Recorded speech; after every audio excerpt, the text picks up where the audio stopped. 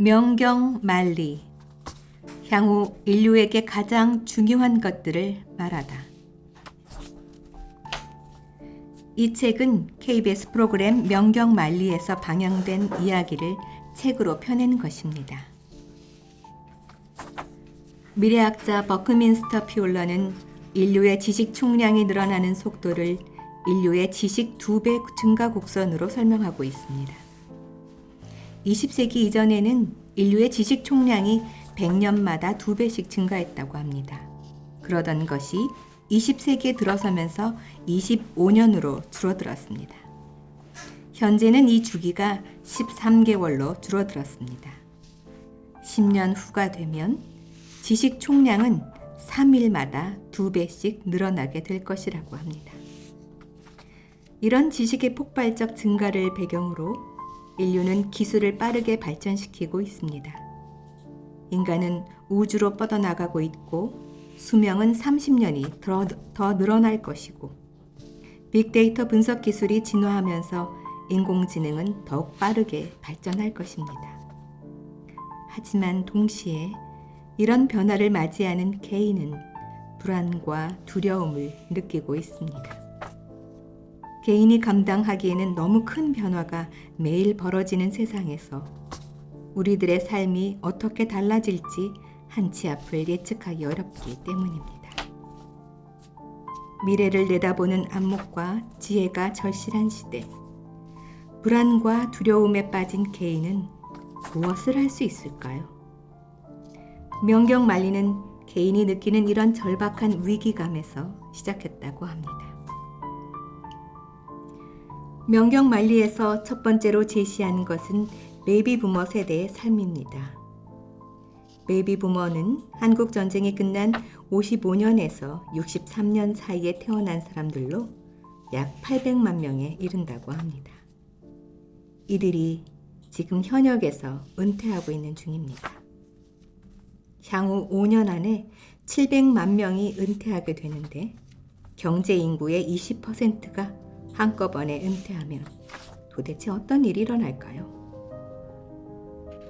가장 큰 문제는 은퇴하는 이들 대다수가 은퇴 이후의 삶에 대해 준비가 안 되어 있다는 것입니다. 은퇴 후 30년을 더 살아야 하는데 부모를 부양하고 자녀를 양육하느라 정작 본인의 은퇴 준비는 엄두도 못 낸 채 은퇴하고 있습니다. 준비 없는 은퇴는 개인에게도 사회에게도 해체장치 없는 시한폭탄과 같습니다. 그렇다면 베이비 부모들의 자식은 부모들보다 더 나은 삶을 살 수 있을까요? 안타깝지만 베이비 부모들의 자녀 세대는 부모 세대보다 더 힘든 삶을 살 것입니다. 베이비 부모 세대는 고도 성장기를 보냈기에 돈을 벌고 투자를 할 수 있었지만 저성장 세대를 살아가야 할 자녀 세대는 그렇지 않을 가능성이 더 큽니다.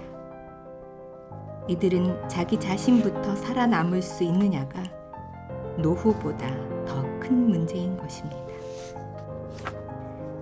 자녀에게 부양받기를 기대할 수 없는 상황에서 베이비부머 세대는 자력으로 노후를 살아야 합니다.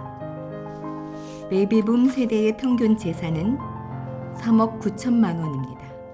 그런데 이게 대부분 부동산에 묶여 있고 현금은 6천만 원밖에 되지 않습니다. 자산은 좀 있으나 은퇴 후 쓸 돈은 없는 상황에 처해 있죠. 일본은 전후 47년에서 49년 사이에 베이비붐이 있었습니다. 이 세대를 단카이 세대라고 합니다.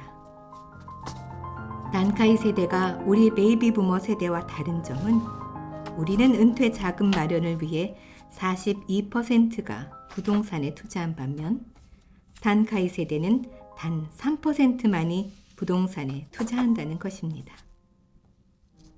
일본의 베이비부머 단카이 세대는 노후를 대비해서 저축을 하거나 주식에 투자하는 등 현금 자산을 더 많이 보유하는 방향으로 준비했던 것입니다. 우리나라 가계의 자산 구조를 보면 전체 자산에서 부동산이 차지하는 비중이 75%입니다. 베이비 부모는 더 높아서 83%나 됩니다. 반면 일본은 40%, 영국, 프랑스, 이탈리아는 50% 내외이고 미국은 30%입니다. 제2의 인생을 살아야 하는 베이비 부모가 취할 수 있는 가장 좋은 선택은 새로운 일자리입니다. 제2의 인생에서 중요한 것은 돈보다 성취감과 행복입니다. 직장에 얽매일 것이 아니라 시대와 인생 주기에 따라 새로운 기술을 배우고 적응하며 살아가려는 노력이 필요합니다. 그래서 자신이 하고 싶은 일이 무엇인지를 아는 것이 중요합니다. 연령대에 맞추어 경험과 연륜이 필요한 직업을 선택한다면 청년 세대와 다른 일자리 시장에서 충분히 자신의 인생을 만들어 나갈 수 있을 것입니다. 여전히 우리 사회 인구의 다수를 차지하고 있는 베이비붐 세대를 통해 저성장 시대에 필요한 새로운 성장 동력을 만들어낼 수 있다면 개인의 삶도 우리 사회의 미래도 바뀔 수 있을 것입니다. 인구 쇼크는 한국 사회가 당면한 문제입니다. 지금과 같은 출산율이 유지된다면 지구상에서 가장 먼저 사라질 나라가 한국이라고 합니다. 삼성경제연구소에 의하면 한국의 인구는 2100년에 절반으로 줄고 2500년에는 33만 명으로 줄어들어 장기적으로는 소멸할 것이라고 합니다. 인구 정책은 타이밍이 참 중요합니다. 인구 변화는 늘든 줄든 추세가 전환되는데 상당 기간이 필요하기 때문입니다. 게다가 비용도 엄청나서 단기간에 해결할 수 없는 백년대계인 것입니다. 당장 눈앞의 성과가 아니라 앞으로의 가능성에 투자하는 것이어서 정책 효과가 단기간 내에 나타나지도 않습니다. 그러다 보니 타이밍을 놓쳐버리는 국가들이 많습니다. 일본이 그랬고 한국이 그렇습니다. 이미 고령화 시대에 접어든 일본을 보면 저출산 문제의 심각성을 피부로 느낄 수 있습니다. 청년이 사라지면서 신도시에는 공동화 현상이 일어났고 많은 초등학교가 실버타운으로 변했습니다. 임금이 줄고 비정규직이 늘어나면서 청년들은 점점 취약계층으로 내몰리고 있습니다. 이 책 명경만리가 출간된 2015년의 기록을 보더라도 노동자의 3분의 1이 정규직 월급의 절반을 받는 비정규직이고 청년 10명 중 1명이 실업 상태입니다. 청년 실업률이 1% 오르면 결혼은 최대 1,040건이 줄어든다고 하는 통계도 있습니다. 출산율을 높이려면 어떻게 해야 할까요? 무엇보다 아이들을 기르는 부모들이 편하게 양육할 수 있는 환경을 만들어 주어야 합니다. 이를 외면한다면 아무리 출산 장려 구호를 외친다 한들 출산율 저하를 막을 수는 없을 것입니다. 인구 문제는 규모의 문제만이 아니라 우리 사회에서 청년이 사라지는 구조의 문제라는 것을 명심해야 합니다. 장수 사회는 인류가 오래도록 꿈꾸던 사회입니다. 우리가 이룩한 이 놀라운 결과가 한편에서 우리 사회의 발목을 잡지 않도록 해야 할 것입니다. 일본은 20년 장기 불황을 겪었습니다. 일본 정부는 경제를 살리기 위해 1조 엔을 건설 경기 부양에 쏟아부었습니다. 그런데 경기가 살아나기는커녕 더욱 깊은 수렁에 빠졌습니다. 만약 이 1조 엔을 청년과 교육에 투자했다면 건설 경기보다 30%나 높은 투자 효과를 보았을 것입니다. 정부가 건설 경기 부양책으로 부채만 키우고 있는 동안 청년은 정부 정책에서 철저히 배제되었습니다. 청년이 사라지고 그 청년들이 가난해지면서 사회 전체가 활력을 잃어가고 있었습니다. 실제 일본 청년들의 삶은 절망적입니다. 월세 35만 원의 쉐어하우스에서 9명이 같이 지냅니다. 이곳에 사는 33살 나다 씨는 고정적인 직업을 가져본 적이 없고 돈이 필요하면 잠깐씩 알바를 합니다. 친구도 거의 만나지 않습니다. 그래서 한 달 일하면 서너 달 버틸 수 있습니다. 궁핍하지만 자신의 처지에 불만은 없습니다. 집을 마련하거나 자동차를 갖는 것에 관심이 없습니다. 직장을 갖거나 아이를 낳는 삶에도 흥미가 없습니다. 그저 되도록 가볍게 살고 싶을 뿐입니다. 일본의 젊은이들은 더 이상 욕망하지 않습니다.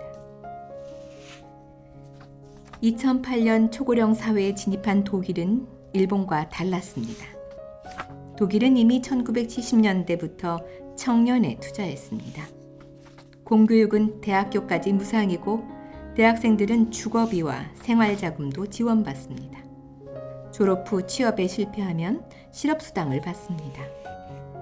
재정위기 때는 노사 타협을 통해 해고를 막았고 청년을 위한 일자리를 만들었습니다. 독일도 고령화로 인한 여러 사회 문제를 겪었습니다. 일자리, 부양 의무, 복지 혜택에서 청년 세대가 희생을 강요당하면 세대 간 경제 격차가 벌어질 수밖에 없습니다. 이 차이를 방치하면 갈등의 골이 점점 깊어지고 나중에는 해결해 볼 시도조차 불가능하게 됩니다. 청년 복지를 이야기하면 재원 부족을 핑계대지만 재원은 어느 나라나 부족합니다.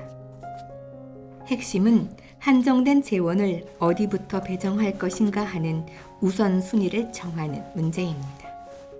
독일이 청년 복지를 시작한 1970년 1인당 국민소득이 3,000달러가 안 됐습니다. 우리 사회의 지속 가능한 성장을 위해 미래 세대에 투자할 것인가 아니면 당장 오늘만 살 것인가 결단해야 합니다. 어느 사회든 그 사회의 성장 동력은 청년에게서 나옵니다. 한국의 청년들에게는 무엇을 해야 할까요? 한국은 양질의 노동력은 점점 늘어나는데 양질의 일자리는 거의 제자리 걸음입니다. 한국의 일자리 구조는 대기업과 다수의 영세 자영업자, 비정규직, 중소기업 근로자로 구성되어 있어서 일자리의 80% 이상이 중소기업에서 만들어지고 있습니다. IMF에서 2015년에 부의 낙수 효과에 대해서 보고서를 냈습니다. 150개국의 사례를 분석한 결과 상위 20%의 소득이 늘어났을 때 경제의 성장률이 떨어졌고 하위 20%의 소득이 늘어났을 때 경제의 성장률이 올라갔다고 밝혔습니다. OECD 역시 2014년에 경제를 성장시키려면 낙수 효과의 환상에서 벗어나 양극화를 해소해야 한다고 발표한 바 있습니다. 한국은 대기업을 정책적으로 지원하고 육성했지만 대기업들은 중소기업과 노동자와 함께 상생하기보다는 승자 독식하는 구조로 커오면서 주변을 사막화시켰습니다. 지금 사라지고 있는 일자리 대부분은 중산층의 일자리입니다. 중산층의 몰락은 부의 양극화를 초래합니다.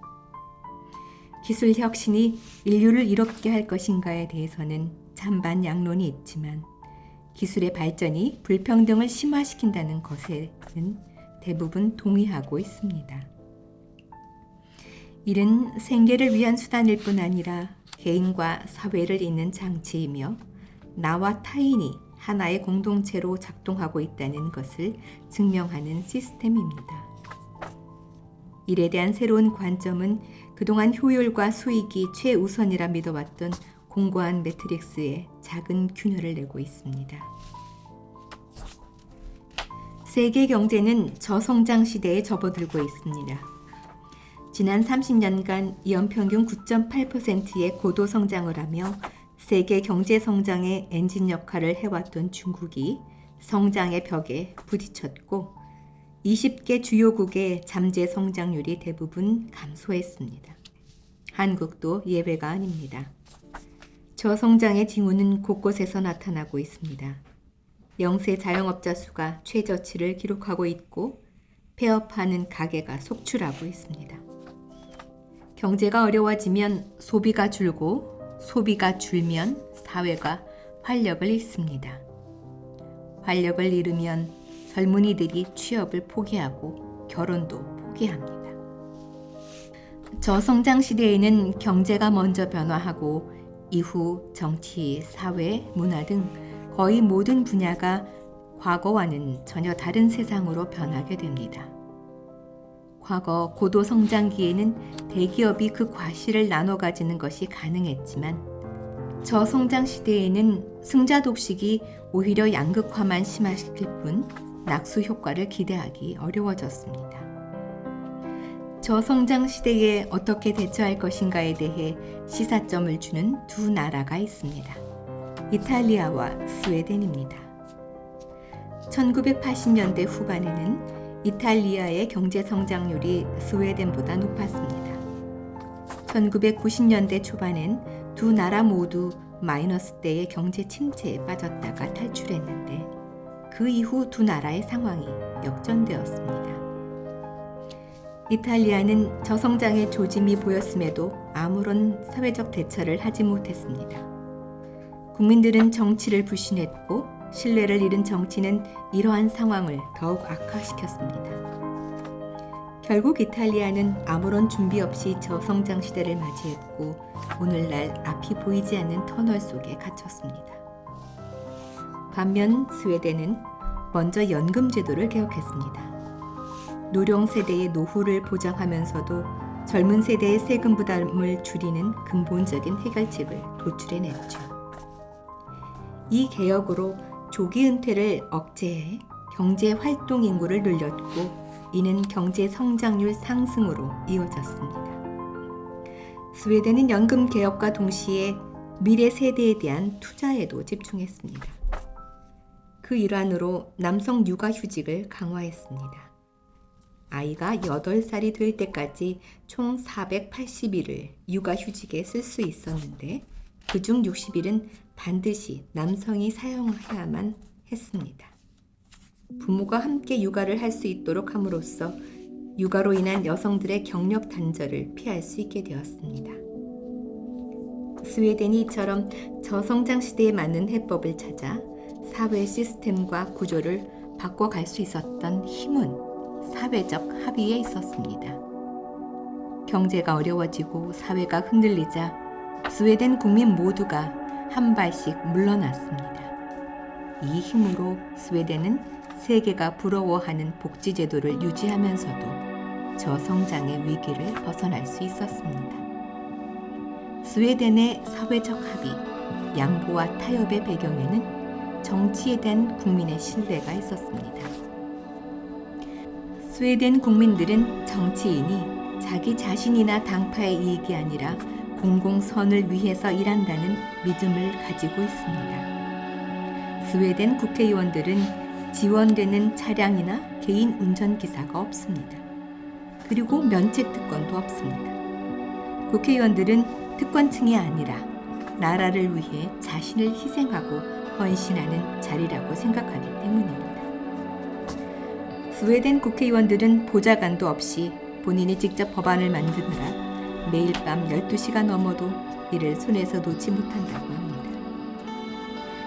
정치는 법과 제도를 개혁하고 새로운 시스템을 만들어내는 가장 원천적인 힘을 가지고 있습니다. 사회를 변화시키고 새로운 동력을 만들어내는 힘이 정치에서 나오는 것입니다. 그리고 그 정치의 힘은 국민의 신뢰에서 비롯됩니다. 결국 저성장을 이겨내는 힘도 정치에 있습니다. 전 세계 치매 인구가 3초당 1명씩 늘고 있습니다. 마치 쓰나미처럼 치매가 전 세계를 덮치고 있습니다. 고령화로 인해 치매에 걸린 인구가 절대적으로 많아지는 시대에 치매는 국가나 사회 시스템을 변화시키는 중요한 문제입니다. 치매는 아직 인류가 당면해 보지 못한 문제입니다. 전 세계에서 치매 때문에 지출되는 사회적 비용은 얼마나 될까요? 2015년에는 8천억 달러였고 2030년에는 2조 달러에 달할 것으로 예상됩니다. 우리나라는 2010년에는 47만 명이던 치매 인구가 2015년에는 64만 명으로 늘었고 2025년에는 100만 명이 넘을 것으로 예상하고 있습니다. 치매의 쓰나미가 더 이상 남의 나라 이야기만은 아니게 되는 것이죠. 이제 불과 5년 후엔 한국도 100만 명이 넘는 치매 인구와 함께 살아가는 치매 사회에 진입하게 된다는 것입니다. 치매 사회에 접어들고 있지만 치매는 여전히 개인의 문제이고 자신에게는 일어나지 않을 남의 일로 치부하고 있습니다. 치매는 알츠하이머병에 의한 치매와 혈관성 치매가 있습니다. 알츠하이머병은 20대 중반부터 독성 물질이 뇌에 쌓이기 시작하면서 발병합니다. 그래서 20대 건강할 때 술, 담배를 멀리하고 꾸준히 운동하는 등 올바른 생활 습관을 갖는 것이 중요합니다. 혈관성 치매는 고혈압, 당뇨, 고지혈증 등 뇌혈관 질환을 불러일으키는 위험 요소를 차단하면 예방이 용이합니다. 우리 사회는 치매로 판정받는 순간 평생 살아온 사회로부터 격리되어 떳떳하게 집 밖으로 나오지 못하고 감옥에 갇혀 살게 됩니다. 그것도 한번 들어가면 영원히 나올 수 없는 감옥입니다. 이 치매 감옥에서 벗어나 일상을 유지하도록 해주어야 합니다. 그러려면 환자와 가족들에게 치매 대처법을 잘 알려주어야겠죠. 약을 잘 복용하기만 하면 함께하기 어려운 치매 환자나 미운 치매 환자라 할지라도 아침에 일어나 하루 종일 잘 지내다가 밤에는 편안하게 잠드는 함께하기 좋은 치매 환자가 될 수 있습니다. 치매 환자를 잘 간병하는 노하우와 기술을 교육해주는 상설기관이 있다면 치매 가족은 물론 우리 사회 전반에 큰 변화를 가져올 수 있습니다. 치매를 남의 문제가 아니라 나에게도 일어날 수 있는 내 문제로 받아들이면 개선책이 좀 더 쉽게 나올 수 있을 것입니다. 과거와 같이 격리형 치료와 부정적 인식을 바탕으로 하는 사회 시스템으로는 이 문제를 해결하기 어렵습니다. 이미 네덜란드를 비롯한 많은 치매 치료 선진국들은 집에서 사는 것을 치매 치료 정책의 핵심으로 하고 있습니다. 이렇게 되면 치료는 증대되고 비용은 감소될 것입니다.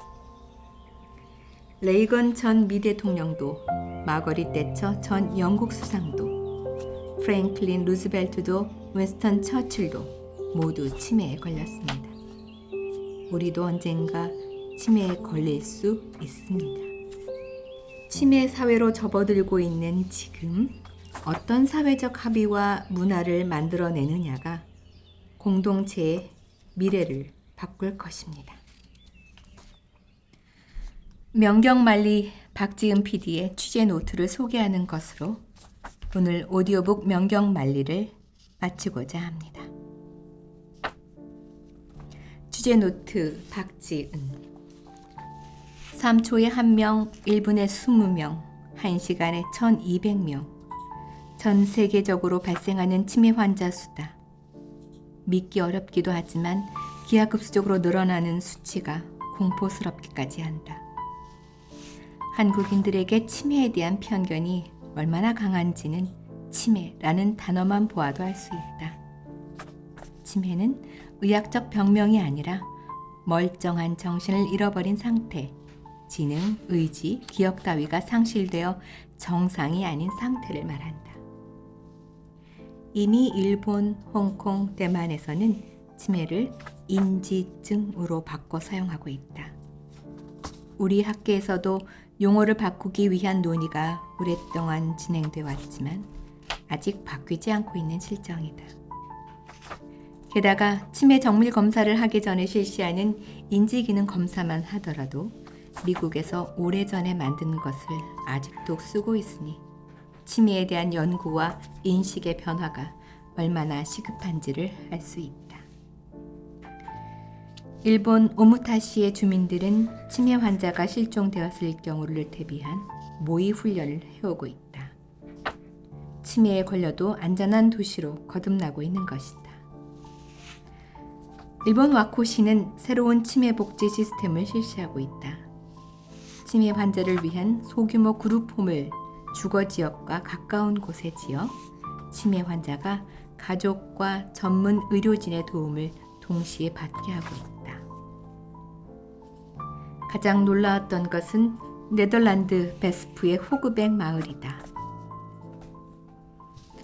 호그백 마을 중증 치매 환자들 150여 명이 일반인들처럼 자유롭게 생활하면서 살아가고 있는 모습은 우리가 미래 가져야 할 모습을 보여주고 있다.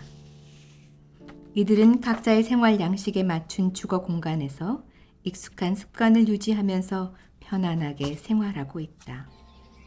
이들은 갇혀 지내야만 하는 치매 환자가 아니라 단지 관심과 보살핌이 조금 더 필요한 사람들로서 자신의 인생을 즐기면서 살아가고 있었다.